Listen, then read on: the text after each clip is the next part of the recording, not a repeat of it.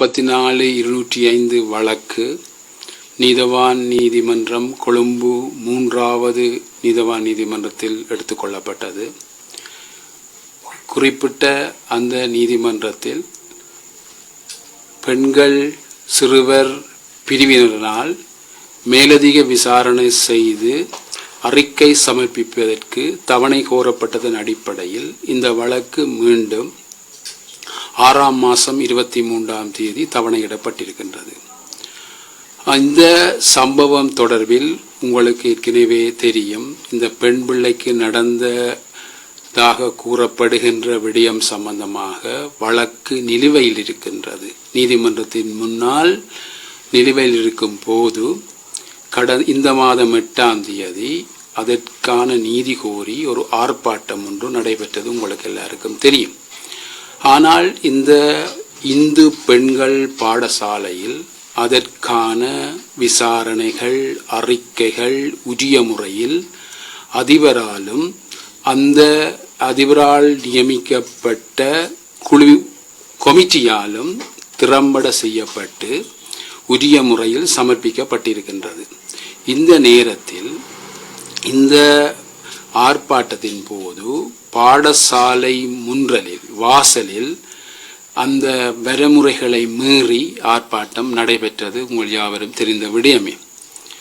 இங்கு இந்த விடயதானம் நீதிமன்றத்தில் இருக்கும் போது இந்த விடயத்தை எடுத்து பலதரப்பட்டவர்களாலும் சோஷியல் மீடியாவில் பல கருத்துக்கள் முன்வைக்கப்பட்டு கொண்டிருக்கின்றன.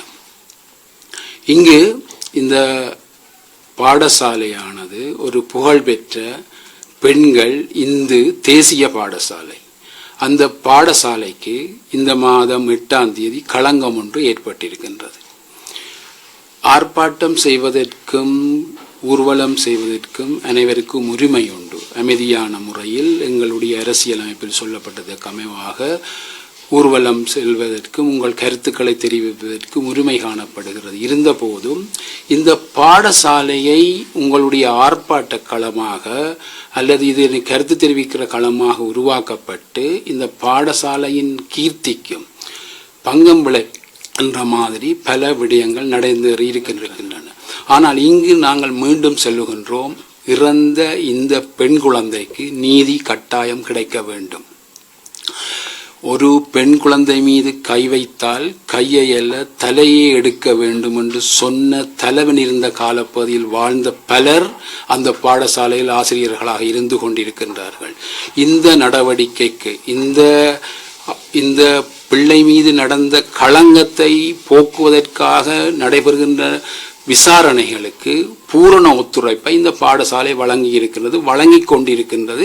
இப்போதும் பல விசாரணைகள் நடைபெற்றுக் கொண்டிருக்கிறது. இந்த அதிபரை ஆணைக்குழு விசாரணைக்கு அழைத்திருந்தது 14ஆம் தேதி. அவ அதுக்கு போக முடியாமல் இருந்தது. 15ஆம் தேதி போயினவ என்னுடைய சட்டத்தரணி மூலம் அவ அந்த விசாரணைக்கு சமூகமாக இருந்தா.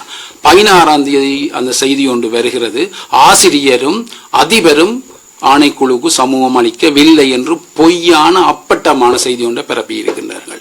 அது மட்டுமல்ல, இந்த பாடசாலையானது கௌரவமான எத்தனையோ ஆயிரம் பிள்ளைகள் என்ற கல்வியை ஊட்டுகின்ற பாடசாலை. ஒரு அறை எடுத்து 10 பேருக்கு டான்ஸ் போடுற குத்தாட்டம் போடுற கிளாஸ் நடத்துகிற பாடசாலை அல்ல.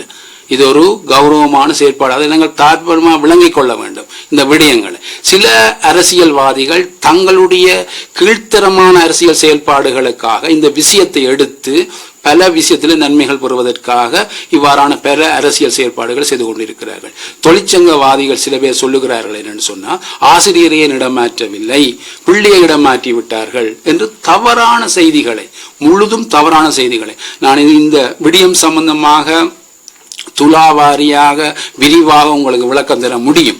ஆனால் நீதிமன்றத்தில் இந்த வழக்கு விசாரணை இருப்பதால் அந்த வழக்கு விசாரணைக்கு பங்கம் ஏற்படக்கூடாது என்பதற்காக நான் அந்த விடயங்களை கூற விரும்பவில்லை.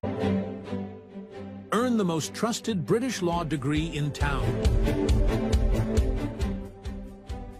LLB Arhans, UK from Buckinghamshire New University at IDM Nations Campus. Your legal journey starts here.